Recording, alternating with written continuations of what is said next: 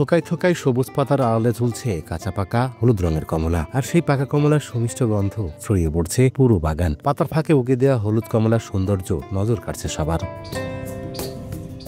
ঝিনাইদহের মহেশপুরের বেগমপুর গ্রামের মাঠে হাবিবুর রহমানের কমলা বাগানে গেলে দেখা মিলবে এমন দৃশ্যের। 5 বছর আগে ইউটিউবে এই চাষ পদ্ধতি দেখে কমলা চাষে আগ্রহ তৈরি হয়েছিল হাবিবুরের। এরপর পার্শ্ববর্তী জেলা থেকে চারা সংগ্রহ করে নিজের 4 বিঘা জমিতে পরীক্ষামূলকভাবে শুরু করেন কমলা চাষ। এবছর প্রতি গাছে ফলন হয়েছে 120 থেকে 150 কেজি পর্যন্ত। সার ও কীটনাশকের খরচ কমার চাহিদা ভালো থাকায় এবছর বেশি লাভের আশা তার। ইউটিউবে দেখলাম যে বিদেশের মাটিতে কত সুন্দর চায়না লেবু, অনেক রকম ফল দেখতে পাই।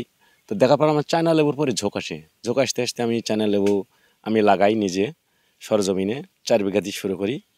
তো 4 বিঘাতে শুরু করাতে আমি 4 বছর মাথায় ফল পেয়েছি, কিন্তু অল্প অল্প করে 4 বছর মাথায় পাইতে এবছর আল্লাহ আমার এত ফল দিছে, প্রত্যেকটা গাছে 4 থেকে 5 মণ করে মাল আছে।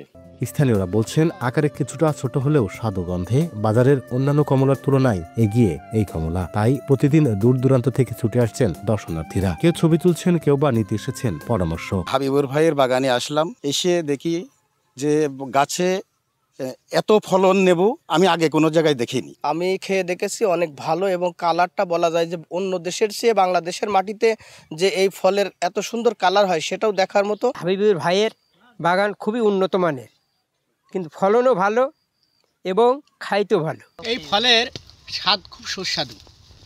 এরকম ফল বাজারে অনেকে নিয়ে আসে, তো এর মতো সুস্বাদু ফল আমি আর কোথাও পাইনি। আমাদের দেশের মাটিতে এত সুন্দর ফল হচ্ছে, এটা তো আল্লাহর নিয়ামত ছাড়া কিছুই নাই। বাইরে থেকে লোকজন আসছে, খাচ্ছে, দেখছে, স্বাদও সুন্দর মিষ্টি, এবং তারা অনেকেই ছবি তুলে নিয়ে যাচ্ছে। কালার অত্যাধিক কালার, সুন্দর, একেবারে ফুল কমলা কালার।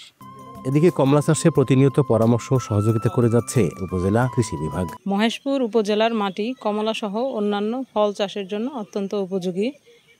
এই উপজেলায় হাবিবুর রহমান সহ এবং অন্যান্য আরও অনেক কৃষকগণ কমলা চাষ করছেন। কমলা চাষের ক্ষেত্রে তাদের রোগবালাই, পোকামাকড় দমন, সুষম সার ব্যবস্থাপনা, এ সমস্ত বিষয়ে কৃষকদের সার্বিকভাবে কৃষি বিভাগ পরামর্শ দিয়ে আসছে।